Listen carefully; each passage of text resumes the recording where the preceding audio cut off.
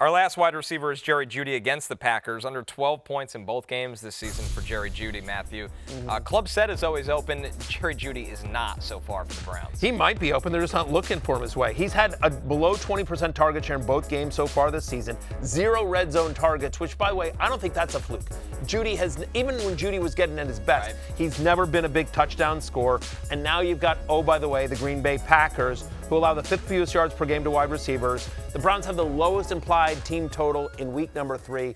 This Packers defense, again, it's only 2 weeks, it's early, you don't want to make great declarations, but this Packers defense might wind up being one of the elite defenses of all time in the NFL, like, the Super Bowl Bears kind of defense and some of the Ravens teams, and like just like it's got zone in Denver. Yeah, I mean the Legion of Boom and like some of the Niners defenses over the year. Like I don't know. I want no part of Jerry Jeudy. I'm closing it out. Just aesthetically, the Packers, just the speed that they have at every level, it's like nothing else. The defensive lines, Edgerrin Cooper looks like an all-pro linebacker. They have one of the best safety tandems in the league in Evan Williams and Xavier McKinney. So, yeah, I don't want no part of Jerry Jeudy. Also, my man Joe Flacco, who looked all right in Week 1 against the Bengals, might have been a product of playing the Bengals. He got a little frisky. He didn't look good at all against the Ravens. I think it might be Dylan Gabriel time pretty soon. And if you're in a super flex league and you're like wanting for a third quarterback option, I'd pick up Dylan Gabriel. I think he's coming in the next 2-3 weeks. I don't disagree with that call, definitely. And the other thing is that I just thinking defensively here for a second. You talk about how good they are on the back end with the Packers. The crazy thing is that they don't even need to be that good because they're so good on the defensive line, and Micah Parsons still hasn't even ramped fully up. Right. But my point is that a lot of times, if you have a great defensive line, this is what the Commanders candidly are banking on, is that like if you can get home and get pressure, it doesn't matter. Most NFL corners and safeties can hang with them for 2.5 seconds, right? You know what I mean? But like if you can get home and get pressure, then you take the pressure off of. But then you've got elite guys there.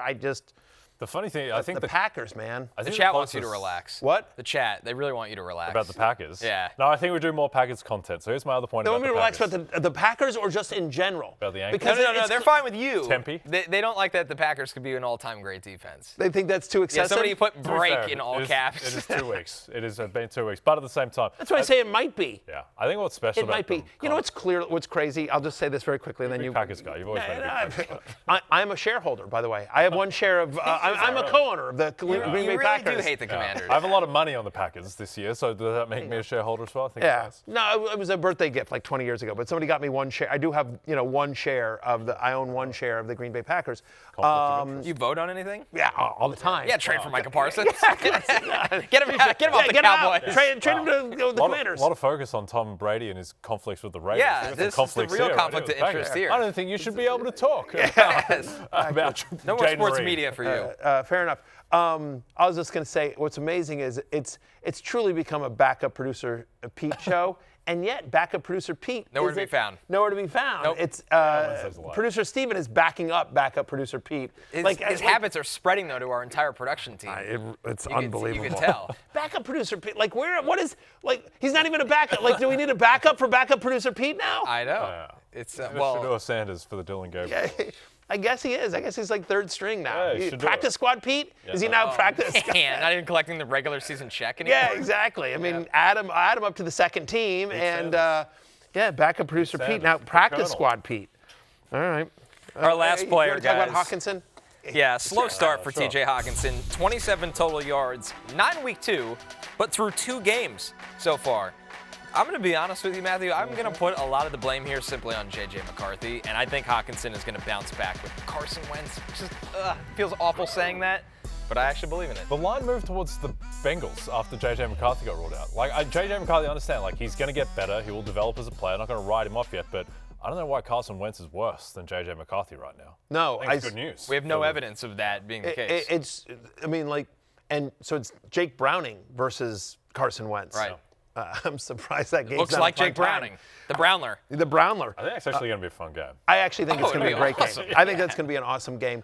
The thing about Carson Wentz is that, again, I always talk about this. Like, it's one thing to come in like halfway through a game. It's another thing to be like, Carson Wentz has known since you are starting this week. Yeah. And so everything has been, He's getting all the first-team reps. They are working with him. They're going to design. They're going to call plays that are in his skill set. They're watching him in practice going like, all right, that one's not working. But, okay, he can do these packages, these kind of things. And so I think Wentz will be fine. As a result, I'm keeping it open on T.J. Hockenson. Like, he still has an 80% route participation, 17% target share. It's the Bengals, right? A bottom 10 bottom 10 defense pretty much in every metric, but especially in terms of most yards allowed to opposing tight ends so far this season. And I don't really have a great stat for this, and some of it's inflated by, the years he played with Zach Ertz, but generally speaking, Carson Wentz has been friendly to tight ends. He likes to use the tight end in passing, and I certainly think Hockenson, given what a big target he is, to me, I'm keeping it open. I haven't tight end 10 this week. I think he's actually going to bounce back this week. Agreed. All right, to recap, keep it open or close it out. Tua Tagovailoa is QB 17. That's a close. Tony Pollard is RB 22, open, along with ride or die Amari and Hampton at RB 24. He's open. Travion Henderson is a close, though, outside the top 35 running backs. DJ Moore, wide receiver 27, maybe a squeaky wheel effect here. He stays open, as does Keon Coleman, hopefully with a better game script, but wide receiver 36, he stays open. Jerry Jeudy at wide receiver 40 right behind him.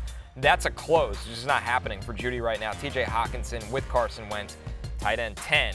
Tight end's a tough landscape to navigate. Keep the faith with Hockenson. Hey, it's Matthew Berry from NBCSports.com and Rotoworld.com, and I want to thank you so much for watching whatever it is you just watched, or if nothing else, being too lazy to click out of the autoplay after this video started, after whatever it is you actually wanted to watch finished. But now that you're here, I'd like to take a moment here to ask you respectfully now, okay? I'm asking you respectfully to subscribe to the NFL on NBC YouTube channel. You'll get the latest Roto-World fantasy news headlines, all sorts of great shows, including my own Fantasy Football Happy Hour. So go subscribe now. Again, I'm asking respectfully.